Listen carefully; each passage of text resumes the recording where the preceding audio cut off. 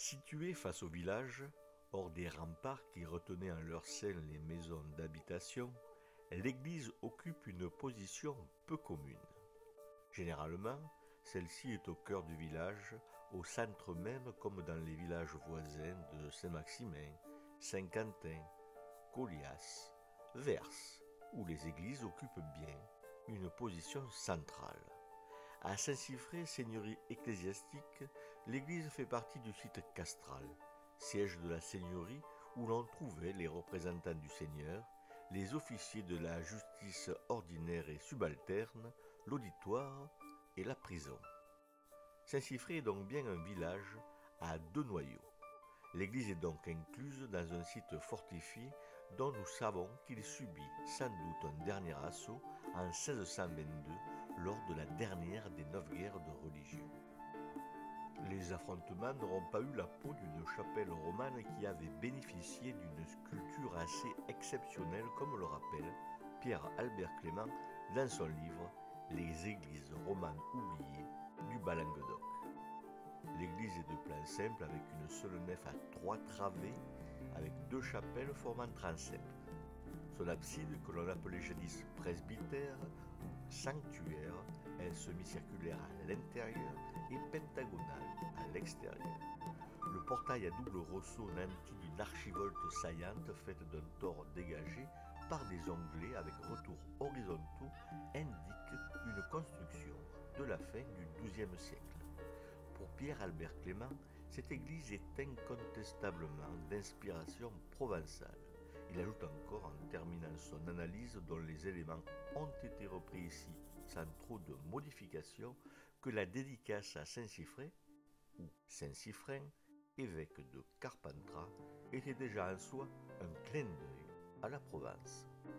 Notons enfin que l'église est parfaitement orientée puisque le sanctuaire est à l'est.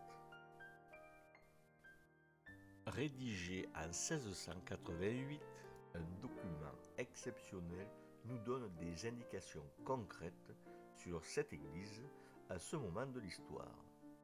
Un vaste programme de reconstruction, de réparation ou d'agrandissement d'église est lancé après la révocation de l'édit de Nantes en 1685 donc. Devenus nouveaux catholiques, les protestants sont obligés de suivre le culte avec les anciens catholiques. Or, depuis les guerres de religion, les églises sont dans un état déplorable. On pratique encore le culte dans le four commun à Aubarn, qui attendra le XIXe siècle pour avoir une église en propre. Et cela n'est pas un cas exceptionnel. Face à ces difficultés logistiques, les autorités monarchiques décident de lancer un grand chantier. Une enquête est menée auprès des édifices pour déterminer les actions à mener à leur endroit. Puis, des prix faits, des contrats de maçonnerie sont passés avec des entrepreneurs. Les détails de la réhabilitation de l'église de Saint-Siffré ont été retrouvés dans un prix fait regroupant 19 églises, signé le 16 juin 1688 à Uzès devant Jean Martin, notaire, et en la présence de messire Henri de Lorentz, conseiller de l'évêque d'Uzès et de l'intendant Lamoignon de Baville, le représentant du roi en Languedoc, l'homme fort de la province.